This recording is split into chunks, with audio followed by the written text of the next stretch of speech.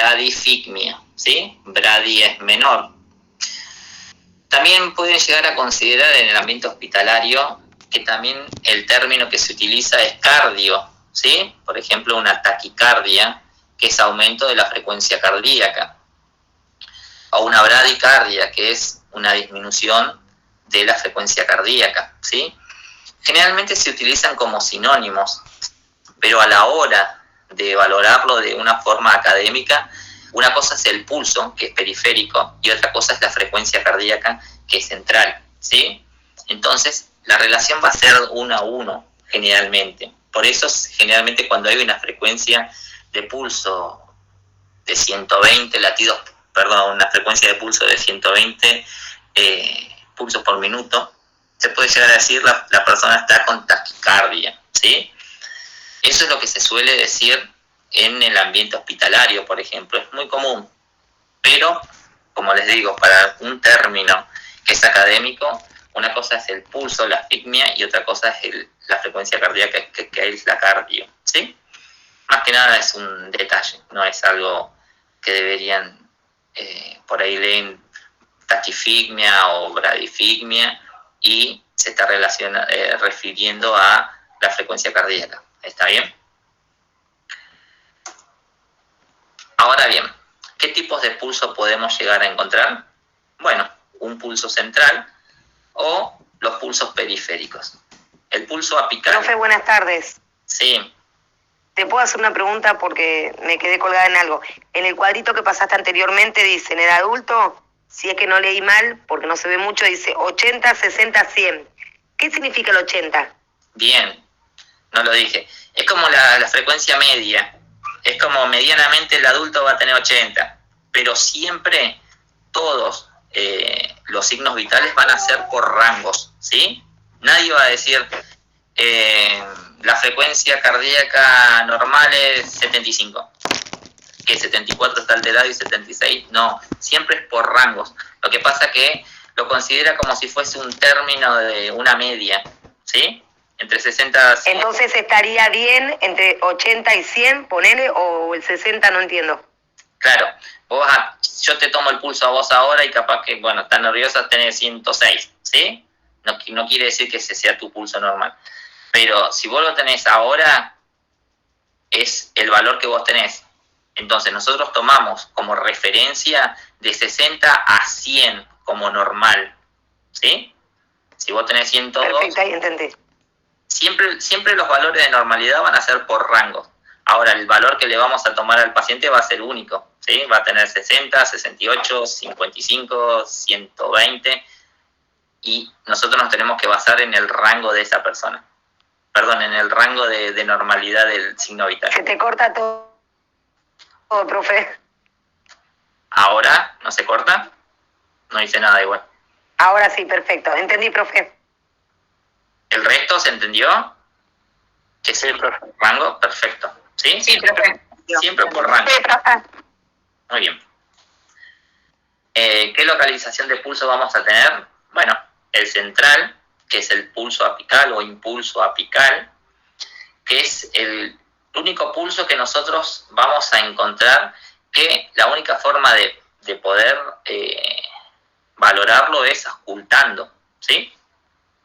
Y los pulsos periféricos, que son el resto de los pulsos que podemos llegar a encontrar en el muslo, en el brazo, en el antebrazo, ¿sí? En el cuello. Entonces, todos los demás pulsos son periféricos. Y el pulso central es el impulso apical. Si nosotros valoramos el pulso apical, es por auscultación, ¿sí?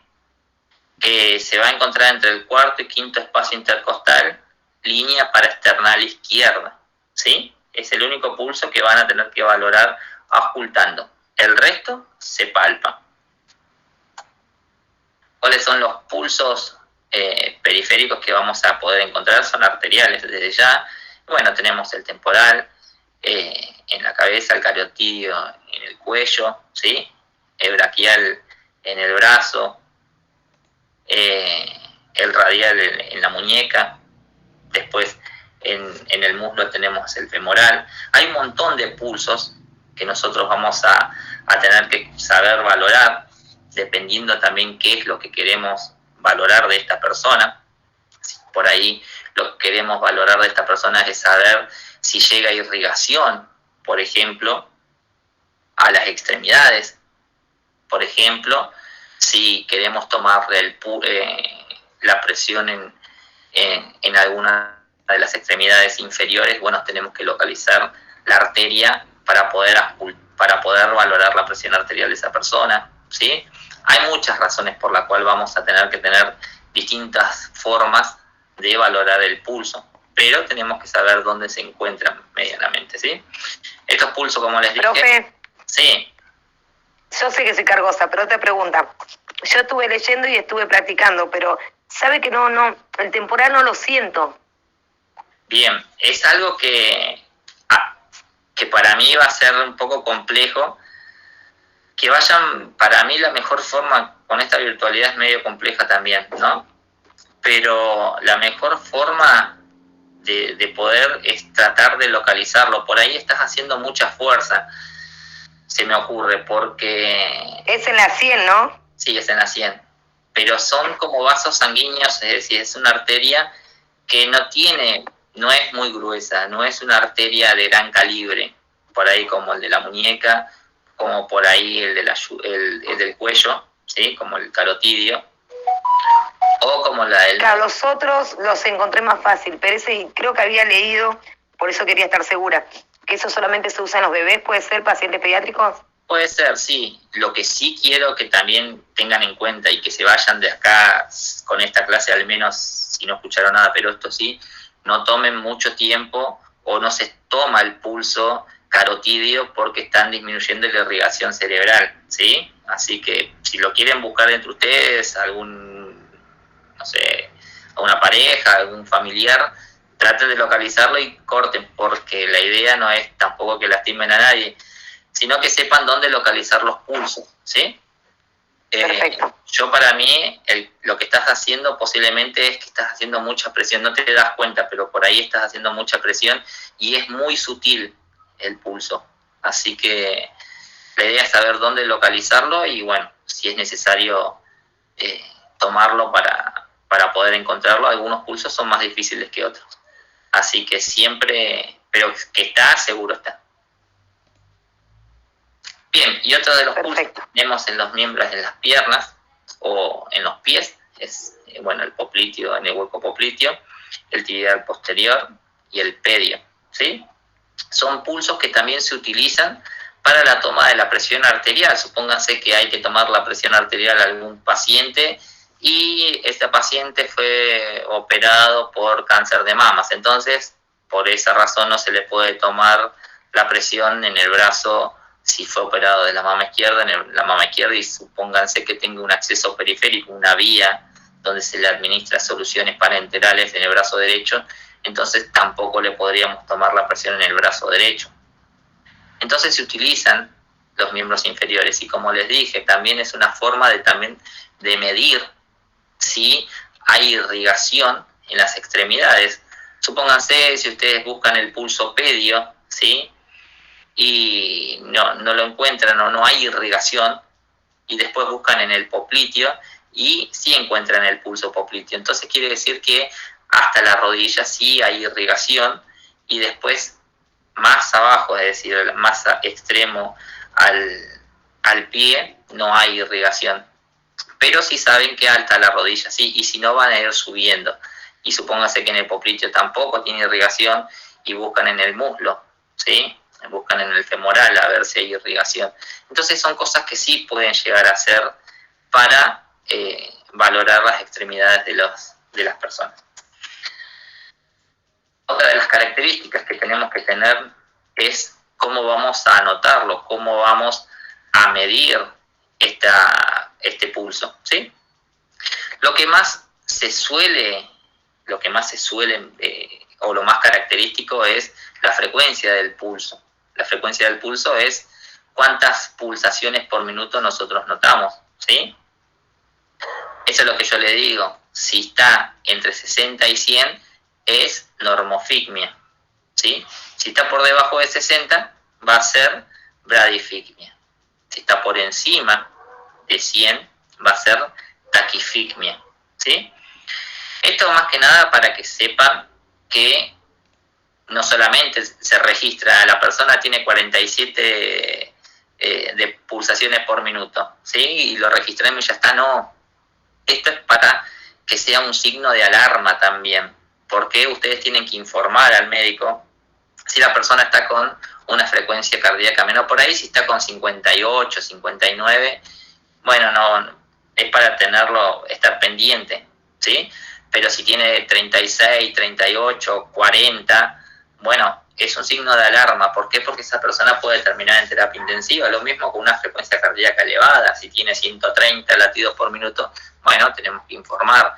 Por ahí si tiene 101, 102, sí, tenemos que informar. Pero no es lo mismo una urgencia de 130, 150 latidos por minuto que una persona que recién está pasando los 101, 102 latidos, al menos que venga acompañada con otra sintomatología, con cansancio, con falta de aire. Eso lo van a ir viendo también, ¿sí? Si hay, aparte del signo vital alterado, van a encontrar otros signos más. Pero es fundamental que lo que más van a tener que medir es al menos esa frecuencia. El ritmo, bueno, tienen que comparar una pulsación con otro, ¿sí? Es el intervalo entre cada una de las pulsaciones. Entonces, si eso es rítmico, ¿sí?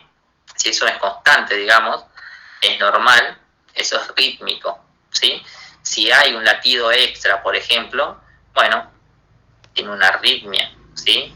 Es disrítmico. La igualdad se refiere a la igualdad de amplitud, quiere decir cuánto se eleva, ¿sí? Entonces, si son iguales o si hay diferencias en los pulsos, eso los pueden medir ustedes mismos con los suyos, tomándose el pulso radial, por ejemplo, ¿sí? En la muñeca, y comparar a ver si pueden encontrar algo. Generalmente no van a encontrar nada, o al menos es la idea, que no tengan nada. Pero para que puedan llegar a valorarlo y puedan llegar a comparar cuando tengan que atender a alguien.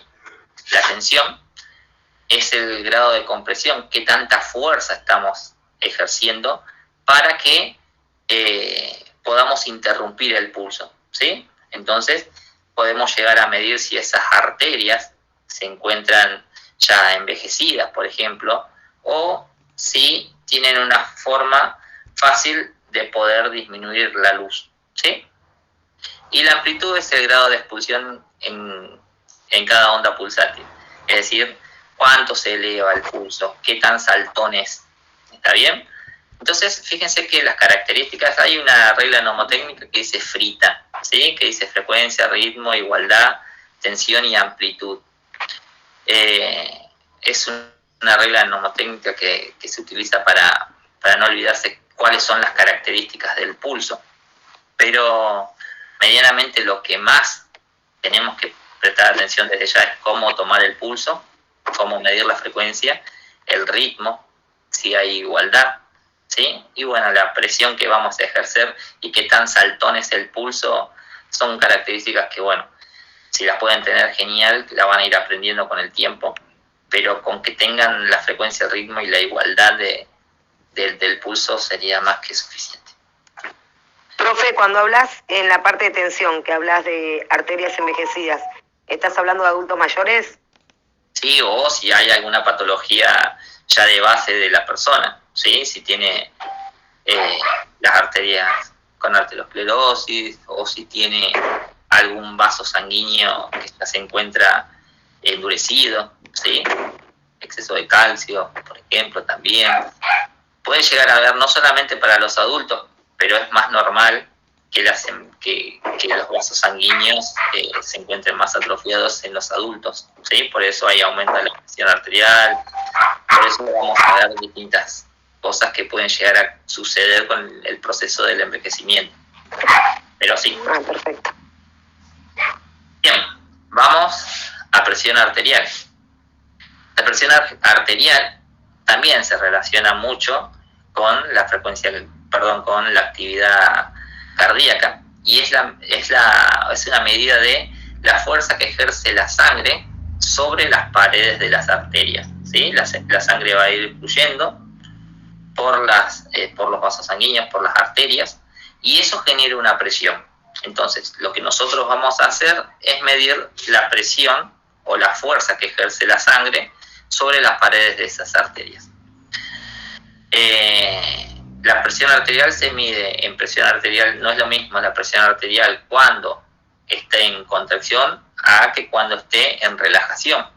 Por eso nosotros tenemos dos valores de presión arterial. No sé si les habrán tomado la presión arterial o si alguien sabe tomar la presión arterial, pero sepan que siempre hay dos valores. Una es la presión arterial sistólica y la otra es la presión arterial diastólica. La presión arterial sistólica es cuando se encuentra en contracción el ventrículo, y la presión arterial diastólica es la presión cuando el ventrículo se encuentra en reposo, ¿sí? La diferencia entre presión arterial sistólica y diastólica se denomina presión de pulso, ¿sí? Que normalmente tiene que ser entre 40 milímetros de mercurio, es decir, como restarle a la presión sistólica la presión diastólica. Eso nos va a dar un valor y es la presión de pulso. Normalmente es entre 40 y 50 aproximadamente milímetros de mercurio. La presión arterial se mide en milímetros de mercurio, ¿sí? Vamos a tener que utilizar un esfingomanómetro o un tensiómetro, como se le suele decir, y bueno, tiene su técnica determinada. Ahora vamos a ir a eso, pero a esto también le tenemos que sumar que hay distintas características que nos pueden llegar a influir en el valor de la presión arterial, ¿sí? Como el volumen sanguíneo, es decir, si hay alguna volemia alta o baja, va a influir en el valor de la presión arterial. A menor cantidad de líquido que hay o de sangre que hay en el organismo, menor va a ser la presión arterial, y a mayor cantidad de volumen, mayor va a ser la presión arterial. Lo mismo sucede con la resistencia vascular. Si el vaso sanguíneo, si la arteria tiene una luz disminuida, bueno, para poder pasar por esa luz va a tener que hacer mayor fuerza el corazón, entonces va a aumentar la presión. Y otra de las características también, que es un determinante, es la viscosidad de la sangre. Entonces, estas tres características puede aumentar o disminuir la presión arterial. Es muy importante conocer también el ring del paciente, conocer si tiene arteriosclerosis o si tiene una patología de base, porque eso nos va a dar ciertos indicios de que por ahí la presión arterial de la persona puede llegar a estar o disminuida o aumentada. ¿Ustedes qué factores creen que puede llegar a afectar la presión arterial? A ver, ¿a alguien que se les ocurra algo? El estrés. Bueno, el estrés puede llegar a afectar la presión arterial por una actividad... Problemas cardíacos. Bueno, los problemas cardíacos pueden llegar a generar un aumento o disminución de la frecuencia cardíaca. Si mantenemos constante el volumen, puede llegar a considerarse que pueda llegar a aumentar o disminuir la presión arterial. ¿Qué más? ¿Algún medicamento que esté tomando?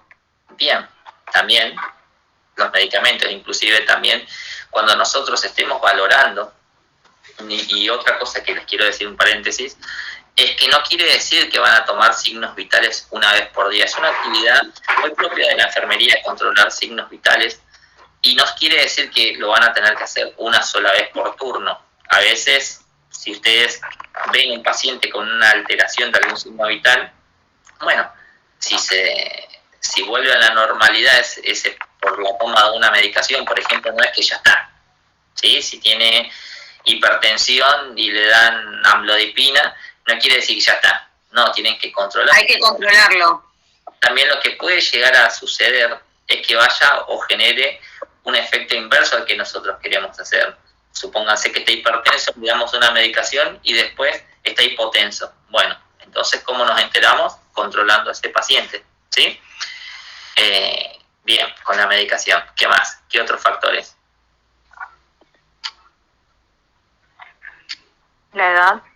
Bien, perfecto. La edad también va a modificar. El sexo. El sexo también. Generalmente las mujeres tienden a tener presiones mucho más bajas que los hombres. Hasta cierta edad después los riesgos de hipertensión se normalizan, o sea, se estandarizan, están iguales. Factores hormonales, claro. Bien, también factores hormonales. La posición en la que se encuentre, profe.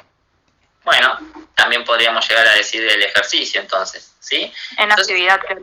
Fíjense que hay muchos factores que pueden llegar a alterar la presión arterial. Por eso, la persona, cuando nosotros controlemos, tiene que estar en reposo, tiene que estar, no haya ingerido alimentos, o al menos sería la idea, también porque el metabolismo puede llegar a influir también en el aumento de los signos vitales. Si nos aumenta la frecuencia cardíaca, y para compensar esto también va a tener que, o disminuir la volemia, si mantenemos la misma volemia va a aumentar la presión arterial.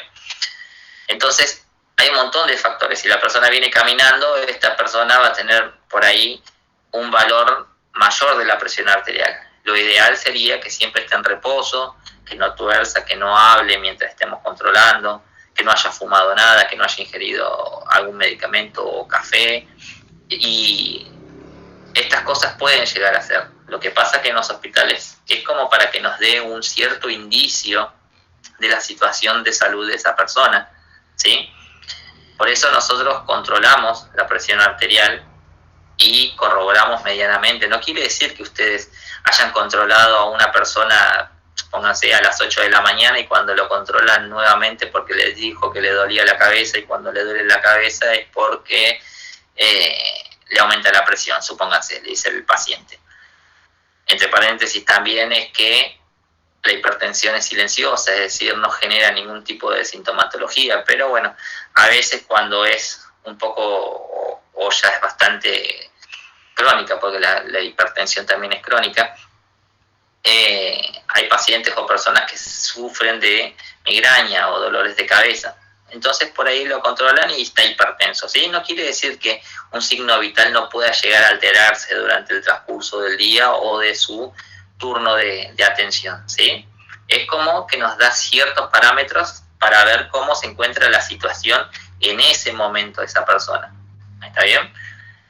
Más que nada es bastante importante esto, porque no se sientan culpables ni nada si una persona estaba bien, después tiene fiebre o después empieza con falta de aire. No es algo que es usted, es una persona que se encuentra internada y puede llegar a tener alteraciones durante el transcurso del día o en el mismo turno de ustedes.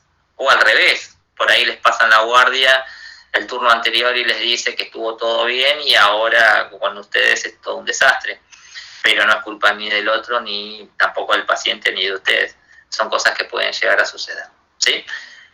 Fíjense que, como les dije, la presión arterial se va a medir en milímetros de mercurio y se va a medir en fracción. La mejor forma de poder registrar un valor de la presión arterial es como una fracción. Entonces va a decir, este paciente tiene 155/86 milímetros de mercurio. El 155 es la presión arterial sistólica, el 86 es la presión arterial diastólica.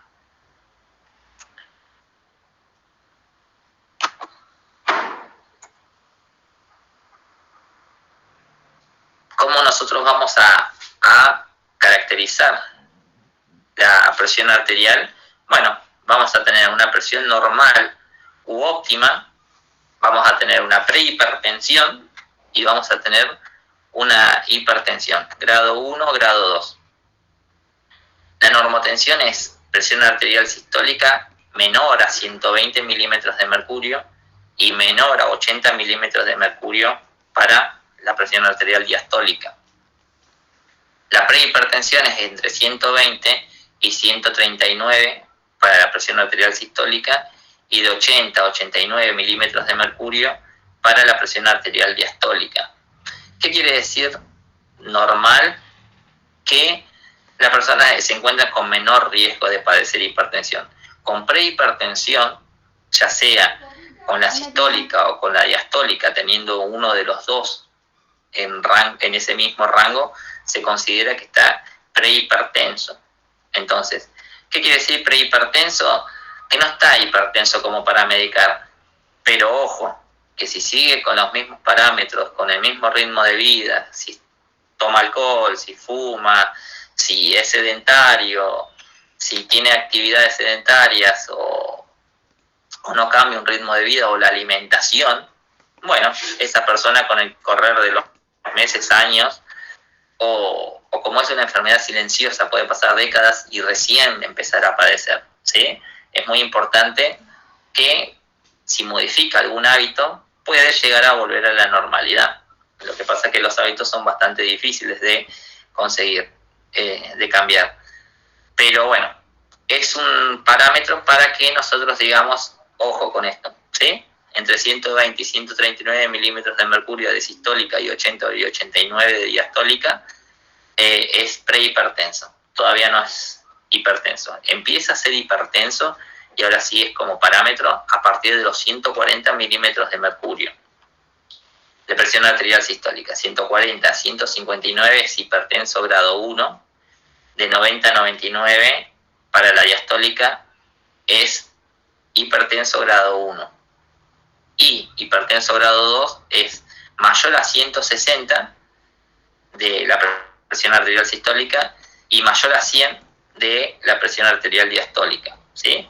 Esos son los valores normales. Por ahí, inclusive suele llegar a haber un grado 3 de hipertensión, dependiendo de la bibliografía que consideren, que es a partir de 160 a 179,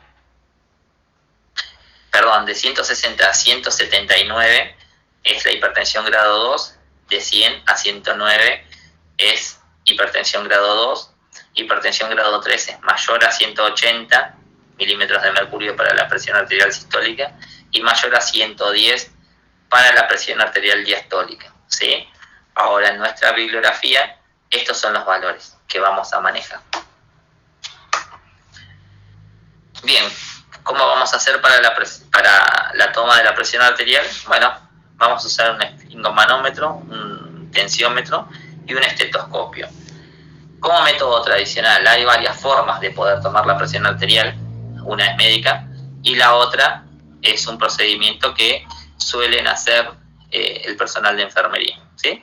Pero bueno, hay que conocer cuáles son las partes del tensiómetro y del estetoscopio. El estetoscopio es la que está del lado izquierdo, el esfingomanómetro es del lado derecho de ella, ¿sí?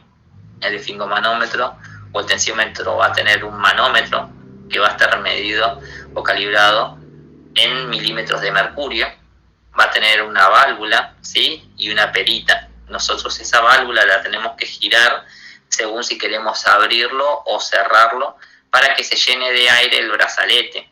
¿Está bien?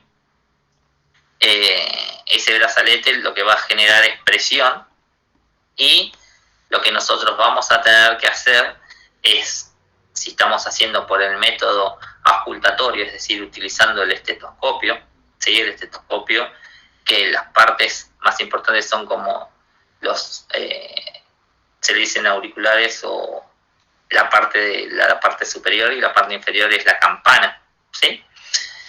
Y si vamos a utilizar este método que es el auscultatorio, lo que vamos a hacer es generar presión y poder escuchar. ¿Qué vamos a escuchar? Ruidos de Korokov.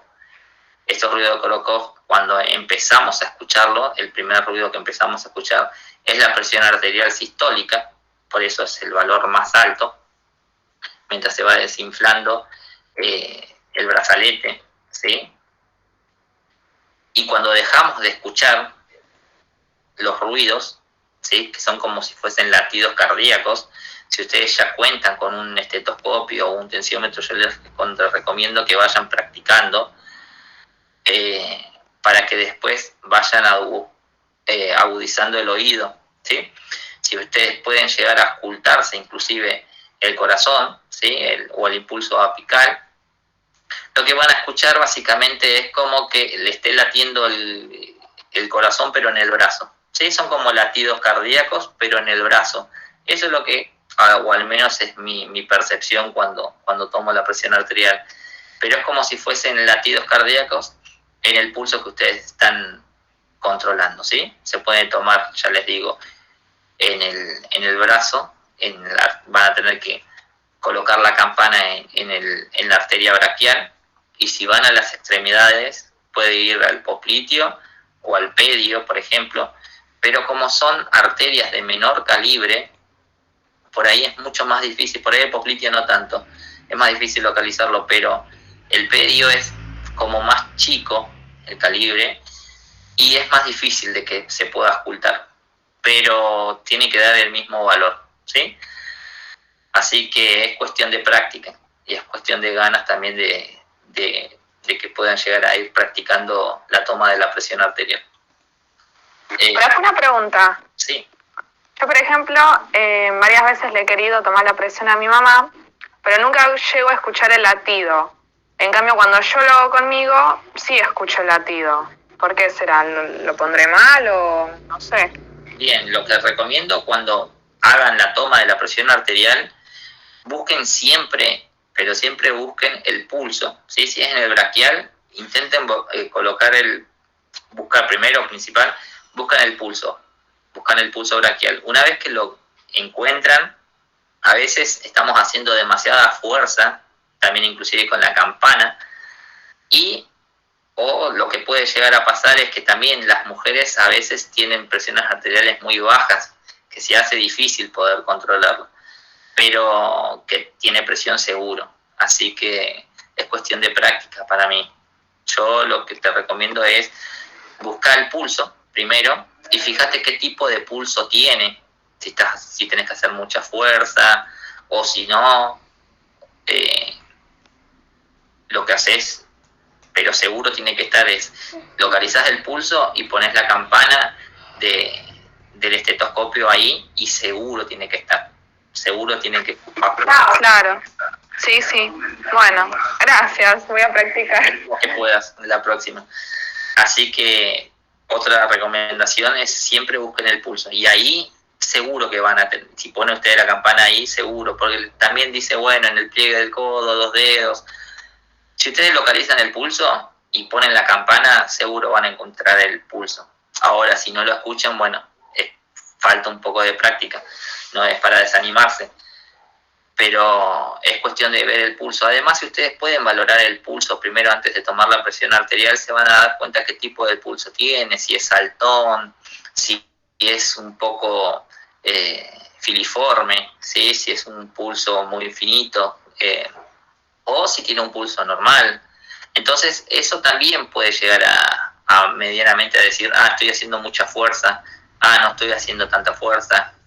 Entonces, le puede dar una idea de qué tipo de presión van a encontrar también. Como les dije, la presión arterial se puede medir de 2 formas. Una, que es la forma directa, y la otra, la indirecta que nosotros estábamos haciendo.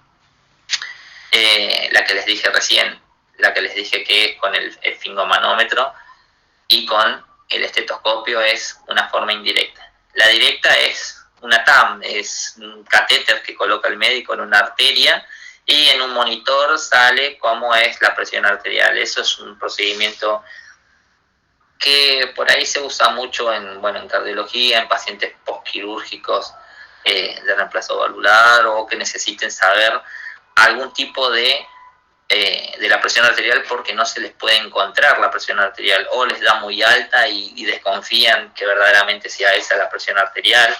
Eso pasa mucho en terapia intensiva. No les quiero decir que sean a todos los pacientes les colocan un catéter para saber la presión arterial, pero sucede, ¿sí? Entonces, esa es una forma directa.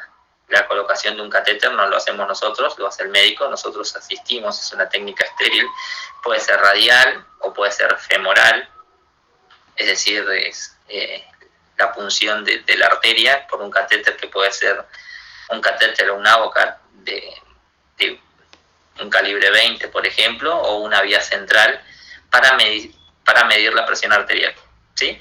Y la otra es la indirecta, la que hacemos nosotros, que puede ser la palpatoria o la auscultatoria, la que yo les dije, y la que también la compañera no podía escuchar de la mamá, es la ocultatoria, es decir, vamos a usar el estetoscopio para poder escuchar los ruidos de Korokov. Y como les dije, apenas empezamos a escuchar, vamos a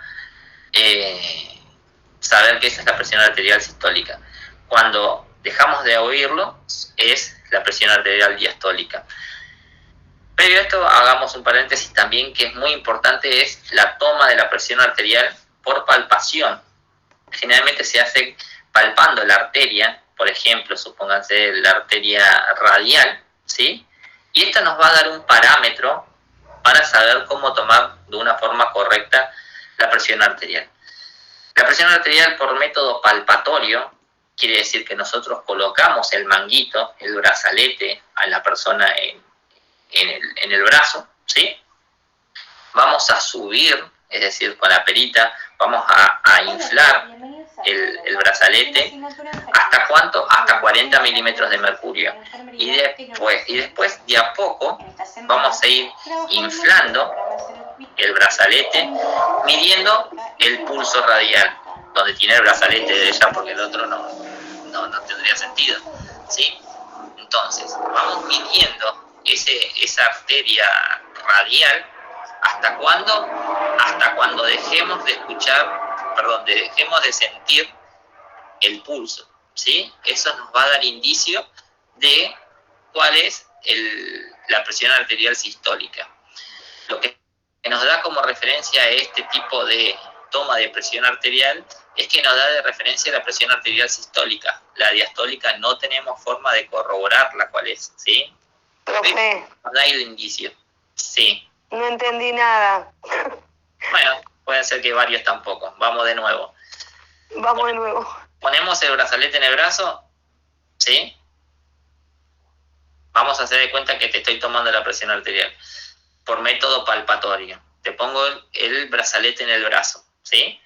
Lo subo, insuflo hasta 40 milímetros de mercurio, lo voy midiendo en el manómetro, y mientras voy tomando el pulso radial, ¿sí? Y voy inflando de a poco con la perita hasta que yo dejo de sentir el pulso radial. Y me fijo en el manómetro cuánto dio. Supónganse que en 120 milímetros de mercurio dejé de sentir el pulso radial. ¿Por qué dejé de sentir el pulso radial? Básicamente porque la presión que yo estoy ejerciendo con el brazalete impide que la sangre siga fluyendo hacia la muñeca de la compañera, ¿sí? Entonces, cuando dejé de sentir el pulso radial, esa es la presión arterial sistólica, ¿sí? Que la vamos a tener de referencia. ¿Está bien? ¿Para qué la vamos a usar de referencia? Para que cuando utilice el método auscultatorio, yo lo que voy a hacer es subir la presión del manómetro 20 milímetros de mercurio más de lo que me dio cuando utilicé el método palpatorio. Supónganse que lo dejé de sentir al pulso en 120. Bueno, yo con el estetoscopio en la arteria braquial lo voy a subir hasta 140 milímetros de mercurio, y seguro tiene que estar la presión arterial sistólica en ese rango, entre 140 y 120. No es que ustedes ya tomaron por técnica palpatoria la presión arterial sistólica y con eso ya está, y después tienen que controlar la diastólica. No, lo usan de referencia. ¿Por qué se hace esto? ¿Por qué se mide primero la presión arterial por método palpatorio para después ir al auscultatorio? Porque en pacientes generalmente hipertensos hay algo que se denomina hiato cardíaco o hiato auscultatorio. ¿Qué quiere decir esto? Hay como un parate en la toma de la presión arterial. Supónganse que de 130 milímetros de mercurio a 150 milímetros de mercurio no se siente. Ustedes no escuchan. Y no utilizaron el método palpatorio, utilizaron el método auscultatorio. Y supónganse que ustedes subieron hasta 140. Ah, bueno, no escucharon más. Entonces ustedes piensan que la presión arterial sistólica está de 140 hacia abajo. Y no, porque hay un hiato auscultatorio, hay un parate en la toma de la presión arterial que no se escucha, ¿sí? Generalmente se da en pacientes hipertensos esto, y son los que más daño le podemos llegar a causar si la persona se encuentra. Ustedes le dicen, bueno, en 130 milímetros de mercurio de sistólica, cuando capaz que la persona tenía 170 milímetros de mercurio, ¿sí?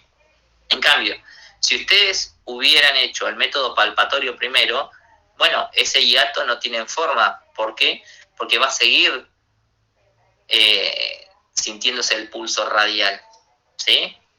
Por eso se utiliza primero el método palpatorio para después hacer el método auscultatorio. ¿Es algo que se hace de rutina? No, es algo que se tiene que hacer para poder corroborar verdaderamente, primero, ¿hasta cuánto tengo que insuflar? Si yo no conozco a la persona, ¿cómo sé hasta dónde? ¿Le subo hasta 200 milímetros de mercurio y después lo voy bajando? Está mal. ¿Por qué? Porque también si ustedes están haciendo mayor presión, puede llegar a dar error también en la toma de la presión arterial. Entonces, si hacen el método palpatorio, para después ir al auscultatorio, ustedes primero saben si tienen o no un hiato, y también saben si también hasta dónde tenemos que insuflar el manguito para la persona correspondiente. No sé si se entendió. ¿Se entendió que primero se hace el palpatorio para ir al auscultatorio? Sí, profe, sí. Perfecto. Es fundamental esto. Y lo que importa es que el método palpatorio da el valor de la presión arterial sistólica únicamente, y el auscultatorio da la sistólica y la diastólica. Bien, vamos con temperatura corporal. La temperatura corporal básicamente es la diferencia de calor producido y la cantidad de calor perdido, ¿sí? Hay distintas formas de producir calor, como básicamente con la alimentación, que se denomina termogénesis, y hay varias formas de pérdida de calor, que es la sudoración, o también por la respiración o excreción, ¿sí?, hacia el medio ambiente.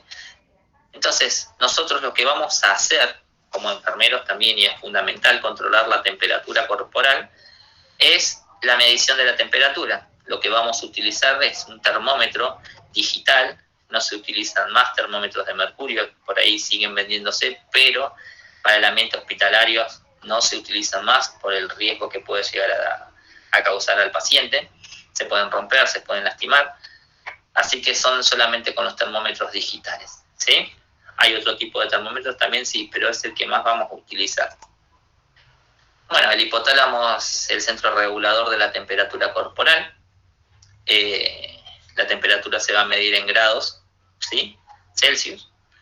El calor se pierde al ambiente por varias formas. Puede ser por radiación, ¿sí? Todos perdemos calor por radiación, ya está con el simple hecho de estar en el entorno. Por conducción, es decir, por contacto directo. Supóngase una persona que está con aumento de la temperatura corporal y tenemos que bajarle la temperatura. ¿Qué hacemos? Bueno, baños tibios, por ejemplo, con agua tibia. Lo que va a generar es esta diferencia de temperatura, va a hacer que la persona pierda calor, o también por medios térmicos, ¿sí?, que se denominan medios físicos. No sé si habrán visto que se le pueden llegar a colocar hielo, si no hielo directo porque puede quemar, pero compresas frías en la frente, o hielo también en las axilas o en la ingle, ¿sí?, que son lugares donde hay mayor irrigación. Entonces lo que va a generar esto es una disminución de la temperatura por contacto, ¿sí? La convección por la corriente de aire. Básicamente el aire puede llegar a mover distintas corrientes de temperatura, ¿sí? Y por la vaporización, que son los líquidos. Eso también puede llegar a ser a través de la sudoración. Esto también nos puede llegar a generar que la piel pueda llegar a conservar o eliminar calor, ¿sí? Entonces esos son los tres métodos. Dos clases de temperatura corporal: la temperatura que es central y la temperatura que es superficial.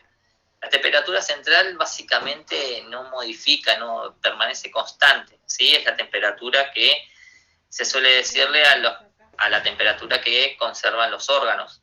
En cambio, la temperatura superficial es la de la piel, la del tejido subcutáneo, ¿sí? Es la que está en contacto directo, que puede llegar a modificarse. Esta sí puede llegar a elevarse o disminuir. Supónganse la temperatura que nosotros tomamos en la axila, no es lo mismo que la temperatura que van a controlar en una cavidad, que por ahí se puede llegar a hacer en algún quirófano o también se puede llegar a realizar en terapia intensiva. Siempre la temperatura que va a ser más fidedigna va a ser las temperaturas centrales o las que podamos llegar a controlar en una cavidad. A veces pueden llegar a tomar un paciente que tiene 35 grados siempre, pero piensan que tiene fiebre por el aumento de la presión arterial, por el aumento de la frecuencia respiratoria, por el aumento de la frecuencia cardíaca, y sin embargo el termómetro marca 35. Bueno, a ese tipo de pacientes por ahí posiblemente lo que corresponde es tomarle la temperatura rectal, que es en una cavidad, y eso va a ser más fidedigna que la temperatura bucal, que ya no se utiliza, o la axilar, ¿sí? Por eso también es importante conocer los distintos lugares. Bueno, ¿qué factores van a influir en la producción de calor? El metabolismo, ¿sí? La alimentación, la actividad muscular, por ahí el ejercicio, la secreción de tiroxina, que también puede llegar a, la tiroides puede llegar a estimular o disminuir la actividad metabólica, el estrés, ¿sí? La edad, las variaciones diurnas, que es si es de mañana, de tarde o de noche, también va a influir, ¿sí? Bueno, las hormonas, el estrés es lo mismo y el entorno donde nos encontramos. De todos los signos vitales, el que más variaciones puede llegar a tener con los valores va a ser el de la temperatura corporal, ¿sí? Se denomina normotermia cuando tiene entre 36 y 37,5. Esos valores, como les digo, puede llegar a considerarse hasta ahí también como dependiendo de dónde lo vayan a leer, porque hay cierta bibliografía que ya 37,5 considera febrícula. Febrícula es como sinónimo de posible infección. Entonces, nosotros tenemos que tener cuidado y saber a dónde estamos trabajando para conocer también los parámetros de los valores que manejan, ¿sí? Pero siempre lo que va a considerarse como fiebre es a partir de los 38. Siempre van a considerar fiebre a partir de los 38. 37,5 puede ser febrícula, 37,8 puede ser febrícula, o de 37,5 a 37,9, por ejemplo. Pero bueno, nosotros nos estamos basando en la bibliografía del COSIER, así que considera de 36 a 37,5 grados centígrados normal, ¿sí? Hipertermia, ¿sí? Es mayor a 41 grados, así que es un tipo de fiebre, pero con un valor mucho mayor. La hipotermia lo considera menor a la temperatura normal. ¿Cómo le puedo decir? Alguien con 35,9, 35,8 no está con hipotermia, ¿sí? Pero bueno, es una forma de clasificación también los valores de los signos vitales.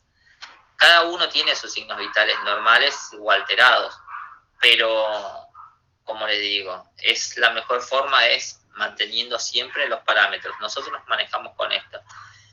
El COSIER dice que es menor a 36 grados, es hipotermia, ¿sí?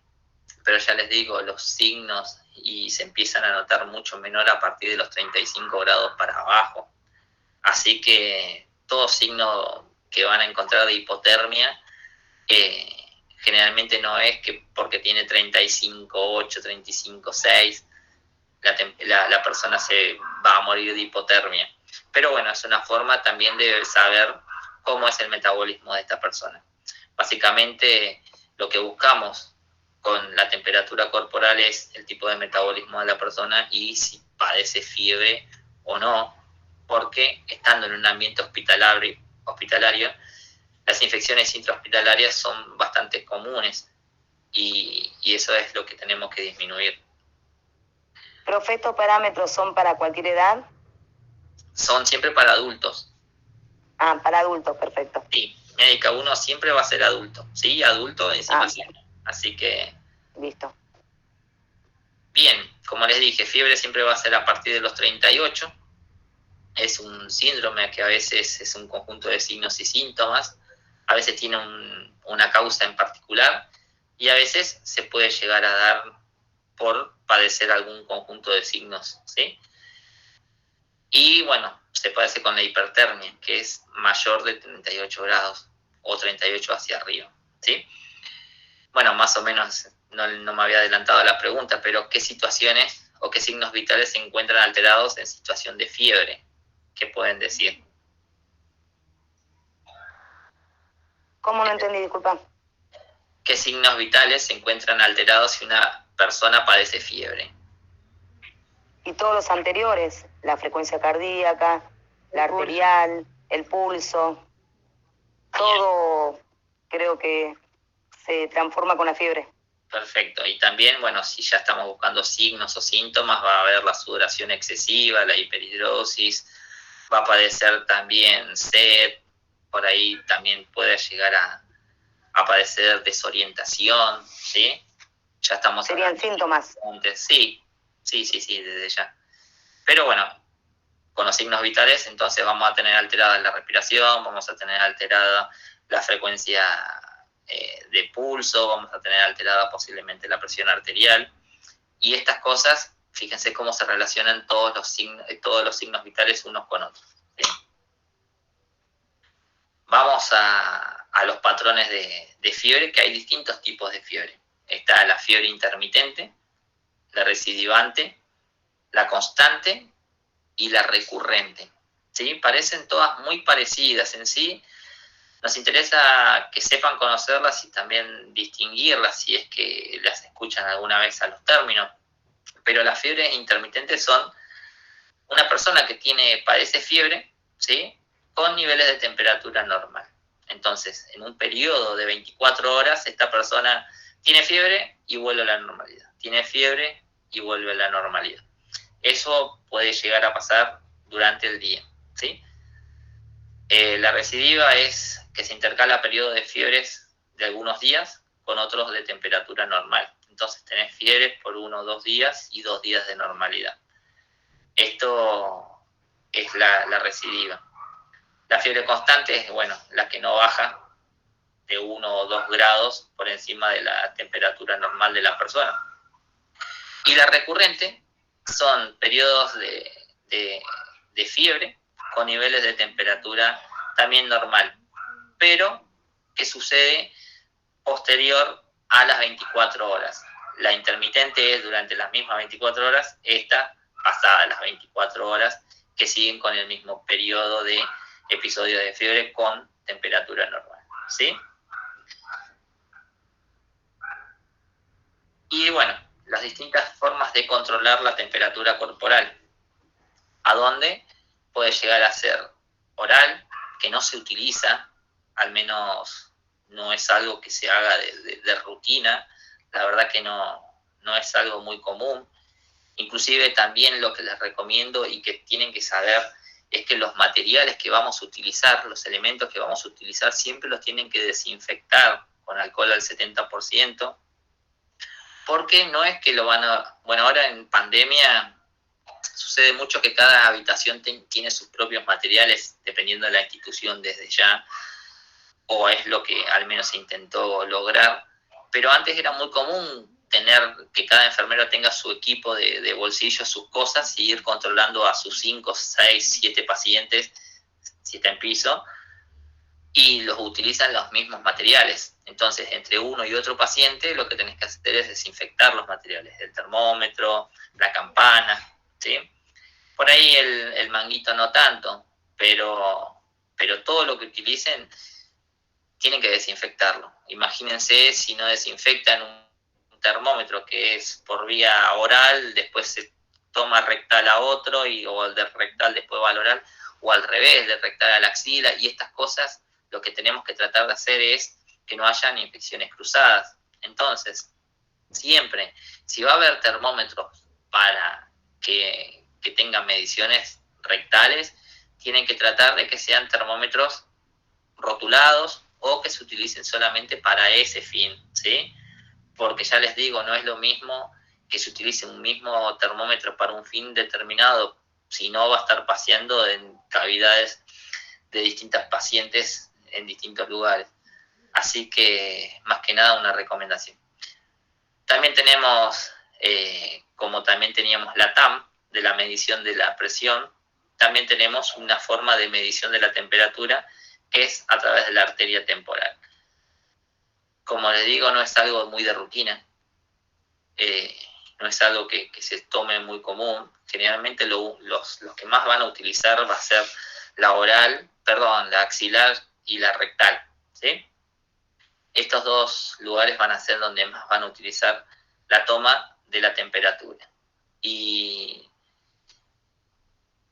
lo que más van a tener que tener en cuenta es que también, si ustedes encuentran a la persona con la axila, si está sucia o sudorosa, lo que tienen que hacer es limpiar, ¿sí?, esa zona de la persona y después tomar la temperatura, porque también inclusive si ustedes utilizan agua tibia o caliente, puede llegar a alterar también la temperatura, el valor de la temperatura de la persona, ¿sí?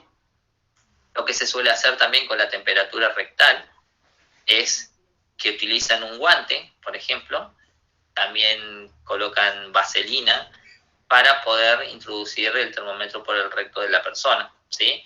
Y entonces poder descartar el guante y que no tuvo contacto con el recto del paciente el termómetro que ustedes estaban utilizando, ¿sí? Si bien puede llegar a alterar un poco el látex del guante, fíjense que no son tan gruesos, pero es algo que se suele utilizar para no contaminar tanto el termómetro. ¿Pero no alteraría, profe, el parámetro? Posiblemente un poco, sí. No creo que mucho, pero posiblemente sí. Pero bueno, es algo que se usa, sí, es como comentario. Ustedes quédense que se toman la temperatura rectal. ¿Alguna duda?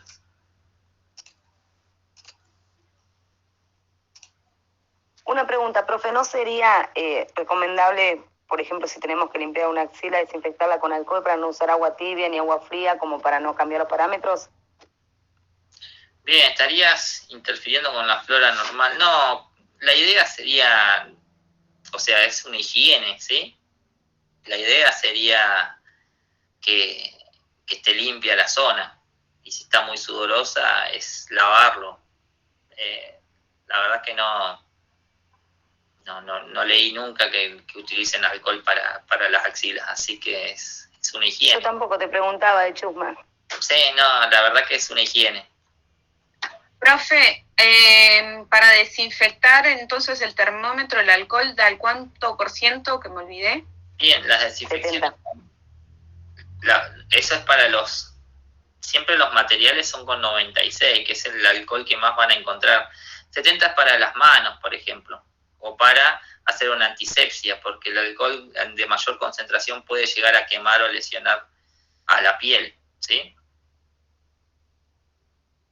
Gracias. ¿Alguna duda tienen? No, profe. Bueno, les queda leer el material, que es un poco por ahí más extenso. La idea de esto también es que les haya dado una orientación. Y bueno, para la clase que viene vamos a hacer un simulacro de examen. Así que les recomiendo a la gran mayoría que si puede participar, mejor. No es un examen complejo, no es una modalidad tampoco compleja. Así que lo único que les resta sería estudiar y bueno, tener la conexión para poder hacer el examen en ese momento determinado. Asumo que han tenido exámenes virtuales, así que por ahí lo que más puede llegar a ser complejo es conocer la plataforma, pero ya les digo, la plataforma es muy sencilla, así que les recomiendo que hagan el simulacro. ¿Algo? Si no, es todo por hoy. Listo. Creo que no, profe, es un montón para rendir la semana que viene igualmente.